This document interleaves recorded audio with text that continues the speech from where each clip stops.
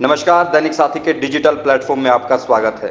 रेवाड़ी शहर के सराफा बाजार में ज्वेलर शोरूम पर 30 लाख रुपए के सोने की लूट के बाद व्यापारियों ने शनिवार को तमाम बाजारों को बंद रख अपना विरोध जताया।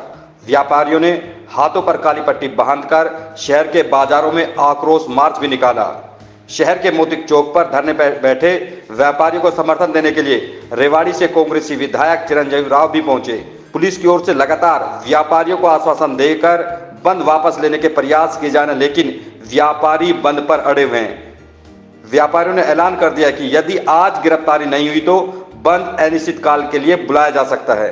वहीं दूसरी ओर व्यापारियों का दावा है कि दोपहर करीब 12:30 बजे मुख्यमंत्री को भी शिकायतों का ज्ञापन दिया जाएगा।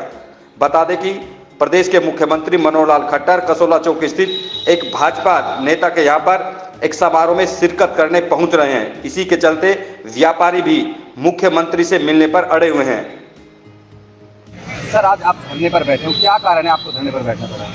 आप सभी को कल भी पता था कि हम धरने में किस लिए बैठ रहे हैं। आज कल हमारे एक व्यापारी के साथ लूटपाट हो रही है। एक अकेला आदमी दुकान पे आता है रिवॉल्वर के बल पर और वो सारा सामान लूट के ले जाता है। लगभग 30 से 40 लाख रुपए का सामान लूट के लेके गया। जिसमें बड़ी शर्म की बात है कि हमारे बीचों बाजार एक डाकू समझो, उसको चोर समझो, लुटेरा समझो, दुकान पे आता है और ये वारदात करके चल जाता है। बहुत शर्म की बात है। पहले भी हम कई बार पुलिस से कह चुके कि हमारे बाजार में राइडर लगे, ज्वेलर्स मार्केट है, यहाँ कुछ ना कुछ भीड़ ज़्यादा रहती है, कोई ना कोई वारदात ना हो जाए, लेकिन पुलिस को ये बातें समझ नहीं आती। बार बार कहने के बाद भी अब जब ये हम यहाँ पे आज हमने बैठक किया, धरना दिया, सब व्यापारी मंडल ने हमारा साथ देके बाजार को बंद रखा।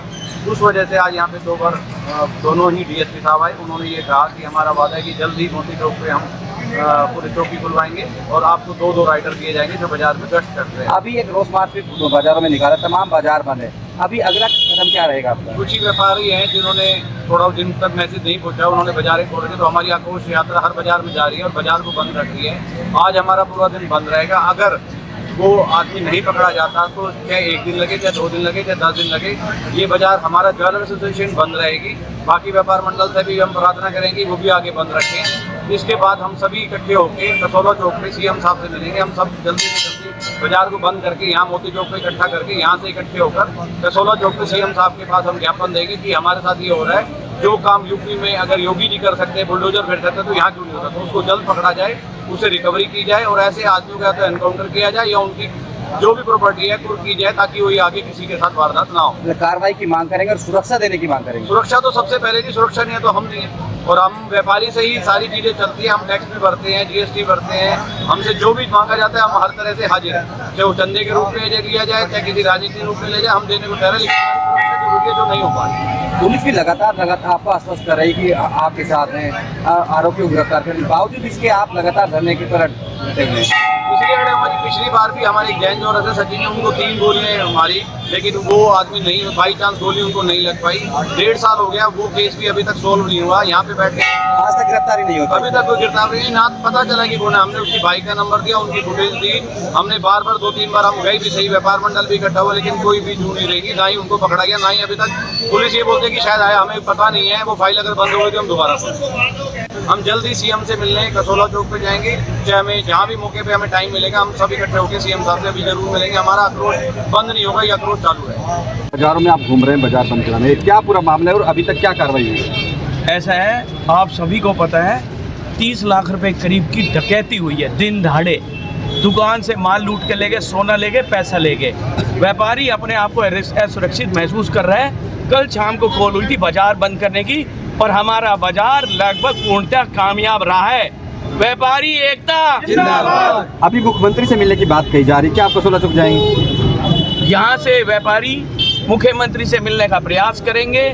सरकार के नुमाइंदे चाहेंगे तो हमारी मुलाकात मुख्यमंत्री से करवा देंगे, नहीं तो मैं मीडिया के माध्यम से मुख्यमंत्री साहब को संदेश देना चाहता हूँ कि जिस तरह से रेवाड़ी में लूट की वारदात हर साल 1-2 ऐसी हो जाती है, इसकी दोबारा ना हो, ऐसी व्यवस्था की जाएगी। व्यापारी व्यापार करे, सड़कों पर ना घूमे, क्योंकि हम टैक्स दे सकते हैं, गुंडों से नहीं लड़ सकते।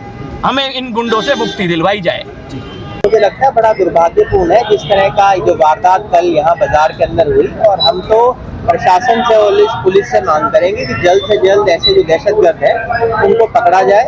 और जिस तरह से आज कई सारे सुझाव यहाँ पर व्यापारी भाइयों ने दिया है कि एक तो बूथ की इन्होंने मांग करी और 2 राइडर की, जिसमें विश्वास डीएसपी ने दिलवाया है कि जल्द से जल्द इसके ऊपर कार्रवाई करेंगे। मैंने भी अपनी ओर से कहा है कि जितने भी एंट्री और एग्जिट पॉइंट हैं उनको लगातार मॉनिटर किया जाए, क्योंकि जो दहशतगर्द है उनके अंदर डर का भाव तभी बैठेगा जब उनको ये यकीन हो कि जो हमारी पुलिस है वो चौकन्नी है। दुर्भाग्यपूर्ण है कि हमारी बेटियां जो हमारे देश के लिए पदक लेके आती है उनको अपने हकों के लिए इस तरह धरने पे बैठना पड़ रहा है। पहले हमारे किसान भाई बैठे थे, जवान बैठे थे, मजदूर बैठे थे, अब बेटियों को भी अपने हकों के लिए जो बैठना पड़ रहा है। एक नारा ये सरकार देती है बेटी बचाओ बेटी पढ़ाओ का, और उन बेटियों ने जिन्होंने देश का नाम देश और विदेश में रोशन किया है उनको अपने ऊपर जो अत्याचार किसी एक सांसद ने किया है उसको सरकार बचाने का काम लगातार कर रही थी। और अभी भी जो उसके ऊपर FIR दर्ज हुई है वो जो कोर्ट ने उनको जब आदेश दिया तब वो हुआ, ये बड़ा दुर्भाग्यपूर्ण है। और मुझे लगता है पुलिस को और सरकार को ऐसे लोगों को बचाने के बजाय